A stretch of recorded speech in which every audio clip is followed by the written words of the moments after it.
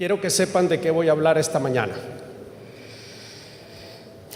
Ok, la palabra qué, ¿verdad? Ese es lo que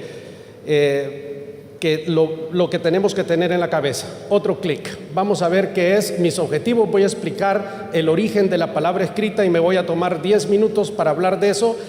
Y luego los tres aspectos que quiero las tres características que quiero hablar acerca de la palabra. Pero lo último que me propongo esta mañana es crear una confianza en la palabra, en ustedes. Entonces voy a hablar un poquito de la historia. La Biblia, es decir, no existe como tal, sino hasta recientemente, digámoslo así. Había una serie de manuscritos que los judíos fueron guardando por muchos años, hasta que en la época de Esdras se creó lo que se llamó un cuerpo de personas que se llamó los Soferim.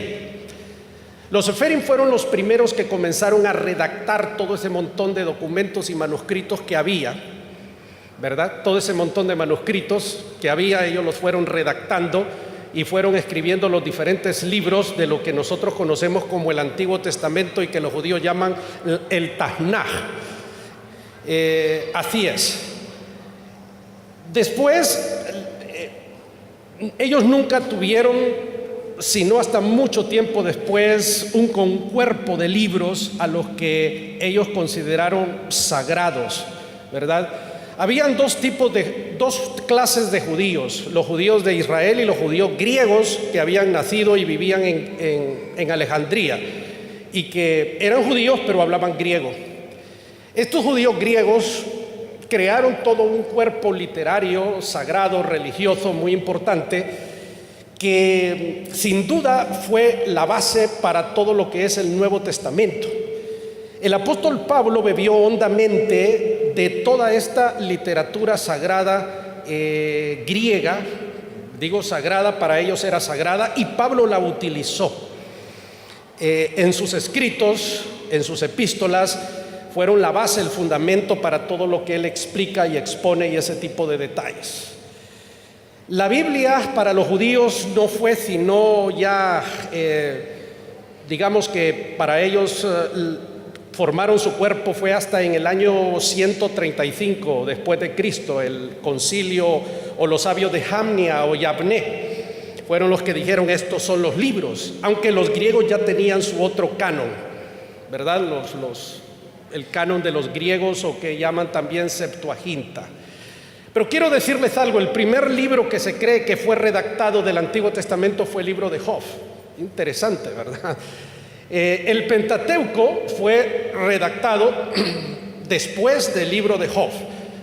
Entonces, los griegos pusieron la Torá o los primeros 5 libros al principio, porque ellos dividieron la Biblia en 3 partes: la Torá, la ley, los libros proféticos, los libros del Neveín y los escritos o Ketubín, que era el resto, ¿verdad? Esas eran las 3 formas como ellos dividieron la palabra. Entonces, ahí tenemos Job y el resto de los libros. Bueno, eso es brevemente.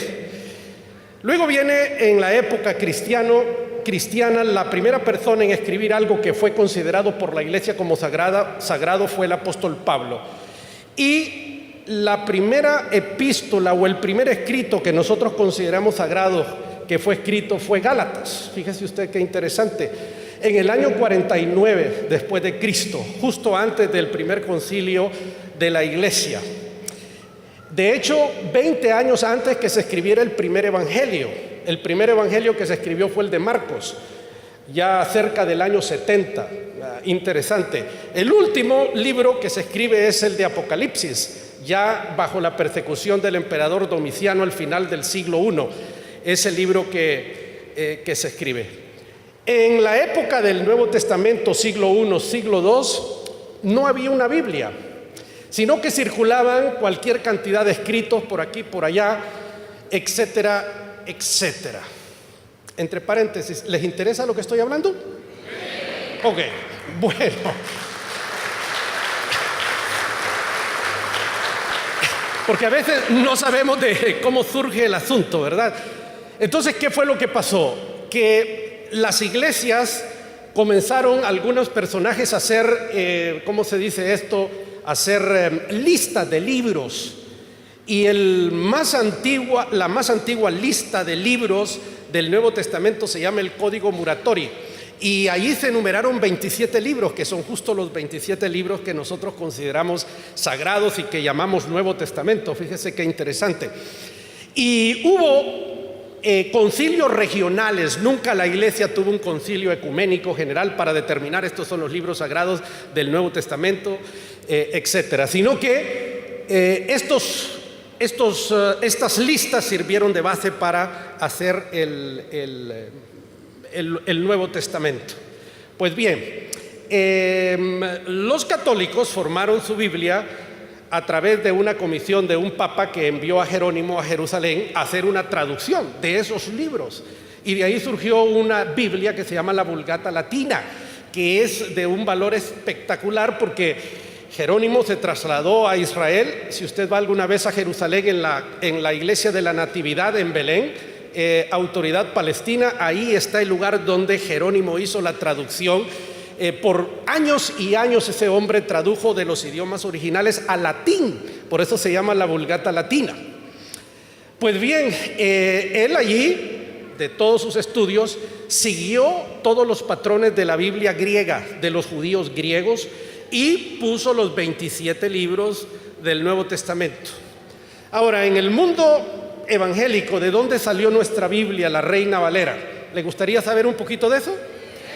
Pues hubo un señor holandés que se llamó Erasmo, que fue conocido y es conocido en la historia como Erasmo de Rotterdam. Pues Erasmo de Rotterdam lo que hizo fue una recopilación de manuscritos griegos que habían por aquí, por allá, y entonces él recopiló todos aquellos manuscritos y entonces formó un texto que el mundo conoce como Textus Receptus, ¿verdad? Que quiere decir en castellano el texto recibido. Pues entonces ahí tenemos el primer cuerpo de unión, es una unión, una compilación de manuscritos que hace Erasmo. Esa fue la recopilación que el monje andaluz Casiodoro de Reina utilizó para traducir la primera versión al idioma castellano que se conoció como la versión del Oso. Fíjese usted, alguna vez yo tuve en mis manos la versión del Oso y no entendí nada, porque el castellano del siglo XVI casi no se entiende, mis hermanos, etcétera. Pues de ese trabajo que hizo Erasmo de Rotterdam, Casiodoro de Reina tradujo al castellano del siglo XVI lo que nosotros llamamos, o el principio de lo que es la versión Reina Valera. Pues bien, en 1602, un discípulo de Casiodoro de Reina, otro monje, Cipriano de Valera, hizo una revisión del trabajo que había hecho su maestro, su mentor. De ahí pues que esa es la síntesis de lo que fue conocido después como la versión Reina Valera, que fue revisada en diferentes ocasiones. En el año de 1862, esta versión fue traducida por la Sociedad Bíblica Británica, que después llegó a ser la Sociedad Bíblica Unida, que ha sido la patrocinadora de la Biblia que nosotros conocemos como Reina Valera.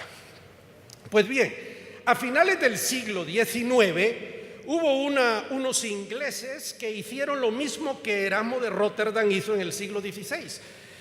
Hicieron una recopilación de manuscritos, porque del siglo XVI al siglo XIX se descubrieron una serie de manuscritos que Erasmo nunca tuvo en sus manos.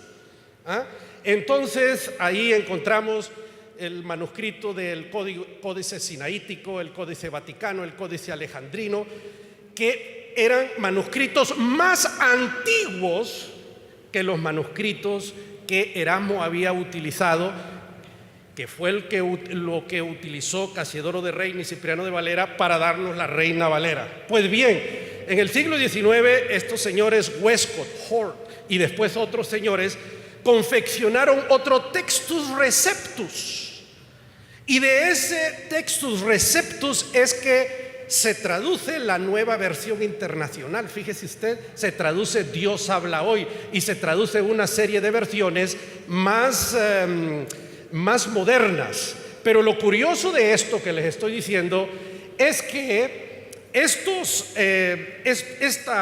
nuevo Textus Receptus, aunque es del siglo XIX, los manuscritos son más antiguos que los manuscritos del Textus Receptus de Erasmo de Rotterdam. Entonces, por eso es que nosotros encontramos algunas diferencias entre las diferentes versiones. Y por eso yo les digo a las personas, si usted no puede leer en el idioma original, entonces tenga todas las versiones en su casa, disponibles para que haga sus estudios de la Biblia. Brevemente, eso es una breve historia de la Biblia. ¿Les sirve lo que les acabo de hablar? ¿Les ayuda? Bueno, entonces, la próxima vez que usted abra su Biblia, va a ver que hay todo un proceso impresionante, ¿verdad? Y hay 10,000 cosas más que quisiera hablar, pero ya no tengo tiempo para hacer eso. Entonces, yo voy a decir esta mañana que la Biblia nos llega después de todo un proceso de miles de años, después de la intervención de un montón de seres humanos. Pero todo esto que yo acabo de decir no le quita en un ápice lo sagrado que tiene la palabra de Dios. Absolutamente, no le quita nada. Pero hay que desmitologizar esa creencia que la gente cree que vino un ángel y que le dictó la cuestión a los redactores. No, eso no pasó así. Es todo un proceso humano donde intervienen hombres que Dios utiliza y tal, pero eso no le resta nada. Esta es palabra de Dios, lo creemos y ahora vamos a hablar acerca de eso. Entonces, yo dije que iba a hablar de 3 características. Veamos la primera entonces. Número 1, la palabra qué. Recuerdan que ese es el título del sermón, la palabra qué. ¿Qué cosa? Bueno, pues la palabra que renueva la mente. Digamos, palabra que renueva la mente. Y por eso aparece Romanos 12:2, porque el apóstol Pablo dice ahí, en la versión Dios habla hoy, que cambiemos la forma de pensar, porque cambiando la forma de pensar, cambiamos la forma de vivir.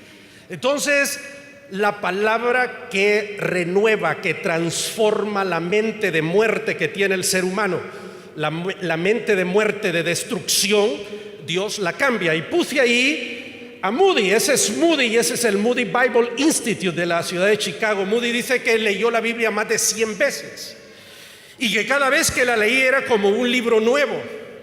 Ahora, yo no quiero invitarlos a que lean la Biblia, yo quiero invitarles a que escudriñen las Escrituras, a que se metan en las profundidades de la Escritura, porque al hacer este ejercicio, nosotros los seres humanos vamos a experimentar una transformación de la mente.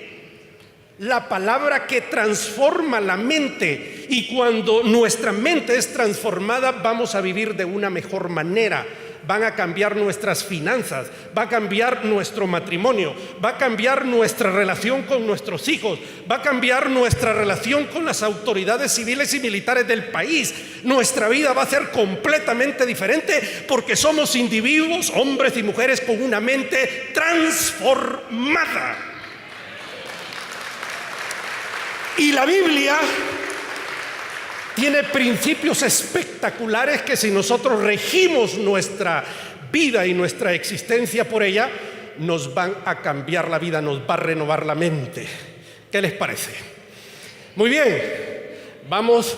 Solo voy a mencionarles un principio de los muchos. Uno de los que más me encanta a mí está ahí en el libro de Eclesiastés. Dice, vale más el buen nombre que el buen perfume. Si yo tomo ese principio de la sabiduría de Dios y lo aplico a mi vida y vivo y lo pongo dentro de mi estructura mental y dejo que me renueve, irremediablemente me va a ir bien en la vida. Porque hay una dicotomía entre el buen nombre y el dinero y la fama y el prestigio. Es decir, lo que nos está diciendo el texto es que la reputación, que el nombre lo es todo, señores. No sé si me estoy dando a entender. Construir una reputación te cuesta una vida, destruirla te cuesta un minuto. Pero cuando uno tiene el nombre correcto, entonces las cosas son completamente diferentes. El buen nombre vale más que el buen perfume. No sé si me estoy dando a entender. Hay una renovación completa de la mente. Bueno, vamos al número 2. La palabra que corta el alma. Te voy a pedir el video en unos 30 segundos. Entonces, ¿qué quiere decir eso? Dice, como espada de dos filos. Fíjate que yo les hablé de toda esa historia de redactores de la Biblia, de todos esos procesos, pero estos hombres hicieron un trabajo espectacular en la selección de los libros sagrados, y lo que está allí, a mí personalmente no me cabe la menor duda de que esa es auténtica palabra inspirada por Dios y tiene esa potestad de cortar el alma, ¿no? ¿Qué quiere decir eso? De destruir la fortaleza de arrogancia del más grande de los perversos pecadores sobre la faz de la tierra. Quiero que vean este video.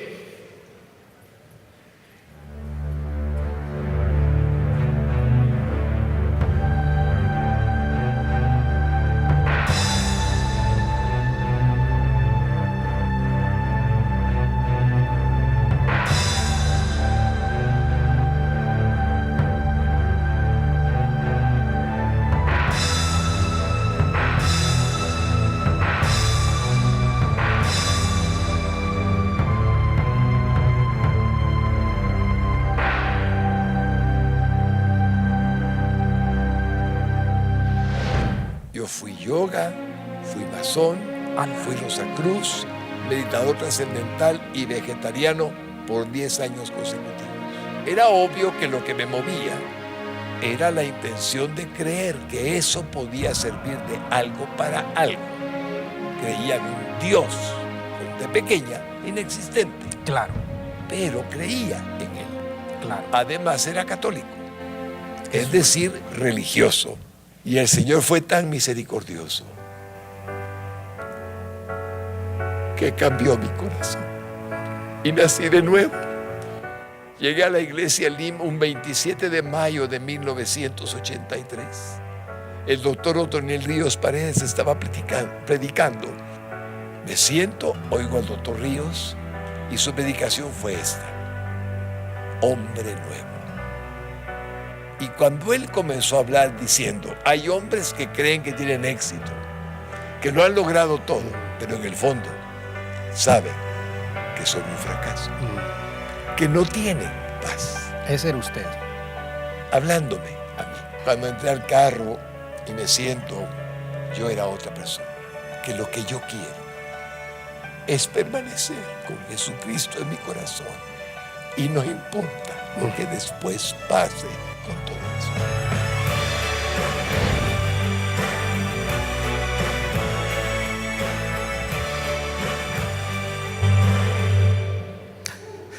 Solares era...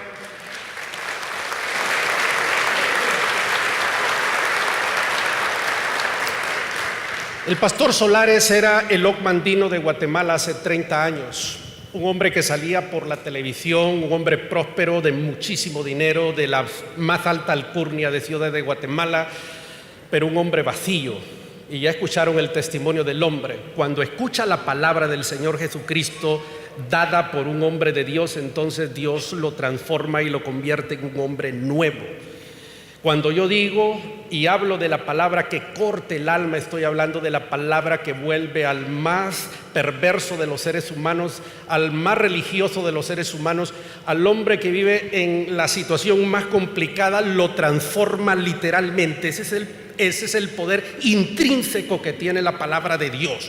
Palabra entonces que corte el alma, que transforma al ser humano. Eso no se ha perdido. La palabra, la esencia misma de ese poder existe hoy y está vigente y seguirá por los siglos de los siglos, mis hermanos. Y finalmente, la palabra que es autoridad. La palabra es autoridad. Fíjense ustedes el trabajo que hicieron todos estos señores. Yo doy gracias a Dios por Erasmo, doy gracias a Dios por Westcott y Hort, por todo ese trabajo de compilación de manuscritos y pasar años y años y años. Se dice que Jerónimo estuvo más de 10 años en esa cueva traduciendo la Biblia. Casiodoro de Reina anduvo toda su vida huyendo por el delito de traducir al castellano los manuscritos griegos, toda su vida, y murió en Europa, en Basilea, allí, pero nos deja el legado de su trabajo. ¿Por qué? Porque esta es una palabra que tiene autoridad. La historia de Mateo 8:8, ustedes la conocen, el centurión es una figura controversial en el Nuevo Testamento, no me voy a meter a ese rollo, pero cuando el centurión es un hombre de autoridad, se acerca a Jesús y reconoce la autoridad que Jesús tiene. Y le dice: cuando yo soy un hombre de autoridad y le digo a un siervo que haga esto, lo hace.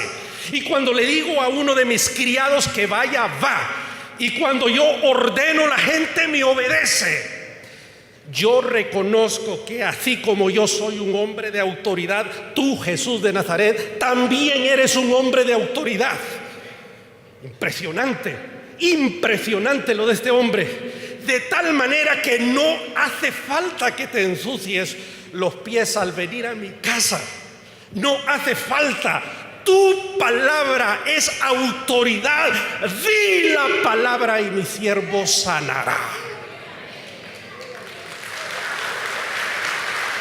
Cuando Jesús escuchó eso, la fe de este gentil se conmocionó. Dice: yo no había visto tanta fe como la de este hombre. Es reconocer la autoridad de la palabra. Entonces Jesús dijo la palabra, porque hay poder intrínseco en la palabra, y sanó el siervo del centurión. Fíjese usted lo que yo estoy diciendo. Entonces, palabra, ¿para qué?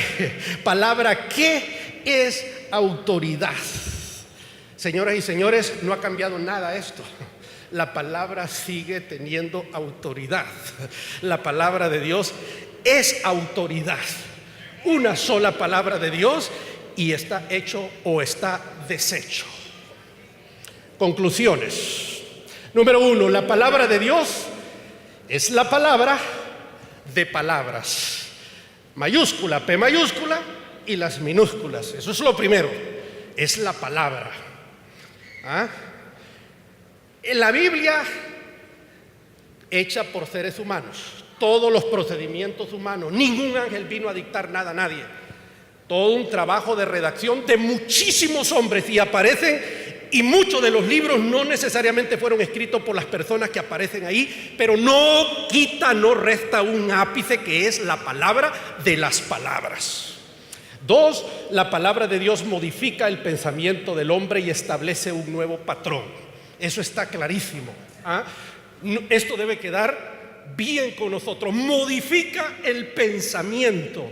Cuando nosotros nos regimos por esa palabra, irremediablemente nos va a ir bien. No es posible que usted me diga que rige su vida por estos principios y le está yendo mal.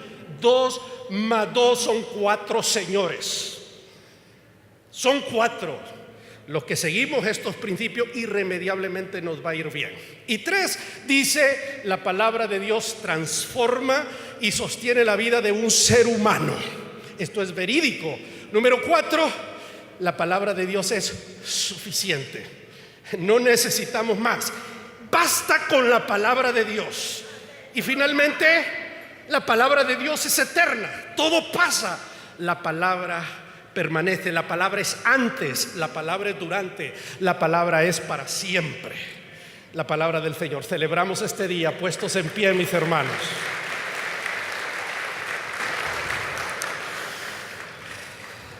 Ojos cerrados. Este es el momento más importante del servicio, porque es cuando tú estás siendo confrontado con esta palabra.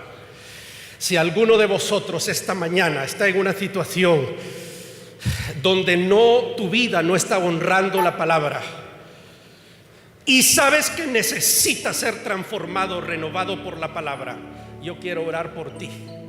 Tú necesitas pedirle perdón a Dios de tu vida por tus pecados. Necesitas volver al Señor porque te has apartado. Yo voy a orar por ti, ahí donde tú estás.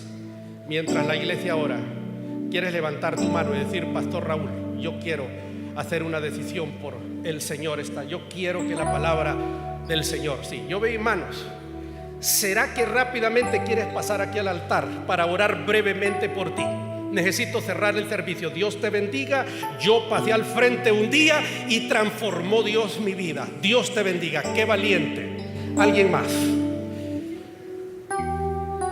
El Señor te bendiga. Muy bien. El Señor te bendiga. ¿Alguien más? Qué bueno. Hombres y mujeres valientes, extraordinario. Muy bien.